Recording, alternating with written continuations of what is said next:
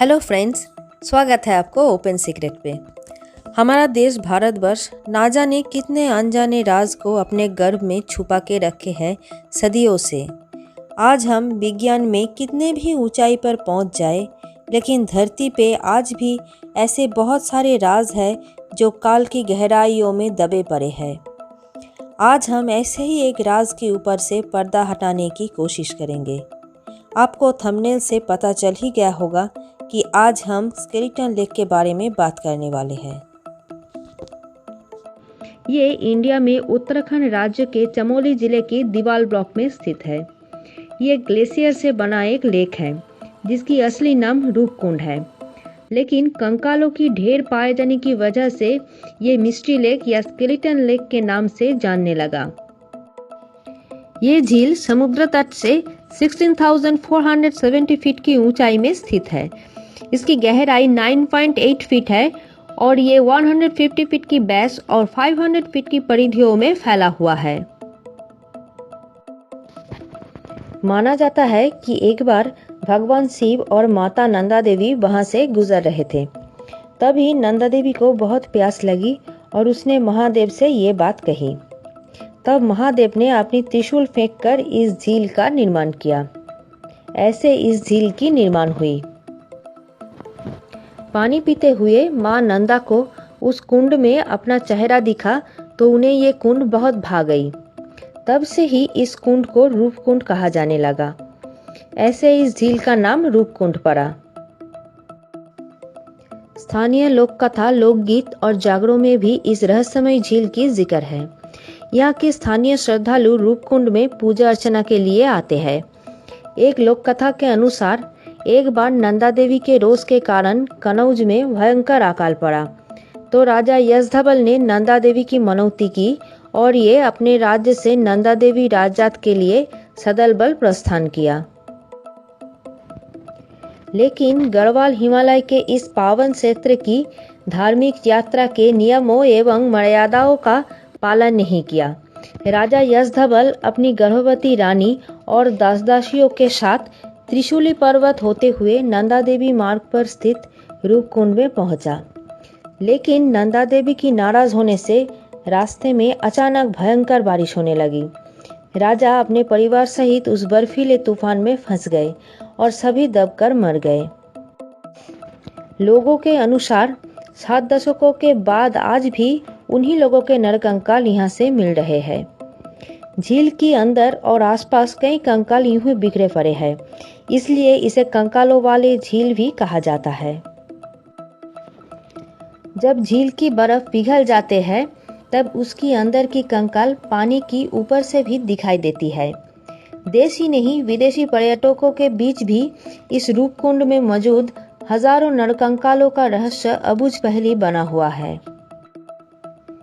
कई दशकों से वैज्ञानिक भी इसकी जानकारी जुटाने में लगे हुए हैं। कहने वाले ये भी कहते हैं कि ये किसी महामारी के शिकार लोग थे। कुछ लोग ये भी कहते हैं कि ये आर्मी वाले लोग हैं जो इधर से गुजरते वक्त बर्फ के तूफानों में फंस गए। एक मीडिया रिपोर्ट के मुताबिक लोगों का मानना था ये स्केलेटन कश्मीर के जनरल जोरावर सिंह और उसके आदमियों की है, जो 1841 में तिब्बत के युद्ध से लौट रहे थे। 1942 में पहली बार एक ब्रिटिश फॉरेस्ट गार्ड को ये कंकाल दिखे थे। उस टाइम कहा गया था कि ये जापानी सैनिकों की कंकाल है जो सेकेंड वर्ल्ड वॉर में वहां के रास्ते जा रहे थे और वहीं फंसकर रह गए। पहले माना गया था कि कंकाल एक समूह, एक परिवार का, दूसरा कदमे मझोले लोगों का है, लेकिन ये बात सही साबित नहीं हुआ। इसमें भारत, ग्रीस और साउथ ईस्ट एशिया के लोगों के कंकाल शामिल है। ये तब पता चला जब अंतर्राष्ट्रीय स्तर पर एक स्टडी की गई इन कंकालों की। उसकी रिपोर्ट से पता चला आखिर इन कंकालों की इतिहास क्या है। नेचर कम्युनिकेशंस पोर्टल पर यह स्टडी छपी है। इस स्टडी को करने वालों में इंडिया के लोग भी शामिल थे। इस स्टडी के अनुसार 71 कंकालों के टेस्ट हुए। इनमें से कुछ की कार्बन डेटिंग हुई, कुछ का डीएनए जांचा गया। कार्बन डेटिंग एक ऐसा टेस्ट है जिससे पता चलता है कि कोई भी अवशेष जो है वो कितना पुराना है। इन कंकालों की अभी तक ढंग से जांच नहीं हुई थी, इसलिए क्योंकि एक तो जिस जगह पर ये झील है वहाँ के रास्ते में और आसपास लैंडस्लाइड बहुत होती है। दूसरा, यहाँ जितने कंकाल थे उनमें से कई के हिस्से लोग उठा करके लेते गए साल दर साल। पता चला कि ये सभी कंकाल एक समय के नहीं हैं, अलग अलग टाइम पीरियड के हैं, अलग अलग नस्लों के हैं। इनमें महिला और पुरुषों दोनों के कंकाल पाए गए। अधिकतर जो स्केलेटन मिले उन पर की गई रिसर्च से पता चला कि जिन व्यक्तियों के ये कंकाल थे वो अधिकतर स्वस्थ ही रहे होंगे। ये भी जांचा गया कि इन कंकालों में आपस में कोई संबंध तो नहीं था, ये रिलेटेड तो नहीं थे, क्योंकि पहले साइंटिस्ट ने इनमें से एक समूह को एक परिवार का माना था।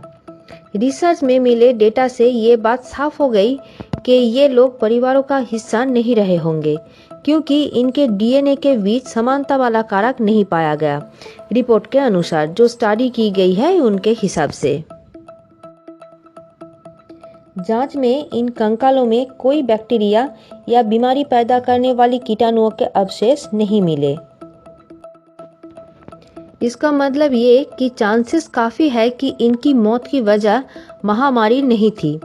हालांकि इसको लेकर ध्यान रखने वाली एक बात है, इतने समय बाद अगर किसी बीमारी फैलाने वाले कीटाणु या विषाणु के अवशेष नहीं मिले हैं तो इसका मतलब ये भी हो सकता है कि उनकी मौजूदगी बहुत कम मात्रा में रही हो और अब ट्रेस नहीं हो पा रही हो। इनमें से अधिकतर भारत और उसके आसपास के देशों के कंकाल हैं। इन्हें साउथ ईस्ट एशिया की समूह में रखा गया। कुछ इनमें से ग्रीस के इलाके की तरफ के भी पाए गए। एक जो कंकाल है वो चीन की तरफ के इलाके का भी बताया जा रहा है। ये सभी कंकाल एक साथ एक टाइम पर वहां इकट्ठा नहीं हुए। जो भारत और उसके आसपास के इलाकों वाले जो स्केलेटन है वो 7 से 10 सेंचुरी के बीच वहां पर पहुंचे थे, और जो ग्रीस और आसपास के इलाकों वाले कंकाल है वो 17 सेंचुरी से 20 सेंचुरी के बीच वहां पर पहुंचे थे। जो कंकाल चीन के आसपास का बताया गया वो भी बाद के ही समय में वहां पर पहुंचे थे। इससे ये पता चलता है कि वहां मिले कंकाल 2 या उससे भी ज़्यादा अलग अलग हादसों में मरने वाले लोगों का है। वो हादसे क्या थे जिनमें ये लोग मरे उसे लेकर अभी भी एकमत होकर कुछ कहा नहीं जा सकता। कुछ कंकालों के हड्डियां जो है उनमें ऐसी फ्रैक्चर पाए गए जो गिरने पड़ने और चोट खाने से लगते हैं। इससे ये भी अंदाज़ा लगाया गया कि शायद ये लोग किसी तूफान में फंस गए थे, भयंकर अंधेर में जिसमें ओले भी गिरे होंगे, लेकिन वो भी एक थ्योरी ही है। उसके अलावा ये भी देखा गया है कि इन कंकालों की जो चोट है वो शरीर के ऊपरी हिस्से जैसे सर, कंधे ये सब जगह पर ही है, लेकिन उनके हाथ पर कोई चोट के निशान नहीं मिले जो मिलना चाहिए था, क्योंकि ओले बरसा तो स्वाभाविक है कि वो लोग हाथ से अपनी सर को बचाने की कोशिश करेगी। रूपकुंड की कंकालों को लेकर जो कहानियां चली है वो दंत कथाओं में शामिल हो चुके हैं, लोक कथाओं का हिस्सा बन चुकी है। इन कंकालों पर किए गए स्टडी चाहे कुछ भी बताती हो, रूपकुंड की कंकालों वाली झील वाला जो नाम है वो आने वाला काफ़ी समय तक उससे जुड़ा रहेगा। अगर आपको मेरी ये वीडियो अच्छा लगा और कुछ इन्फॉर्मेटिव लगा तो इसे लाइक और शेयर ज़रूर करना, और कमेंट करके बताना मेरी वीडियो आपको कैसा लग रहा है। Please subscribe my channel and also hit the bell notification ताकि मेरी हर वीडियो की नोटिफिकेशन आप तक पहुंचती रहे। Thank you for watching the video. मिलते हैं नेक्स्ट वीडियो पर।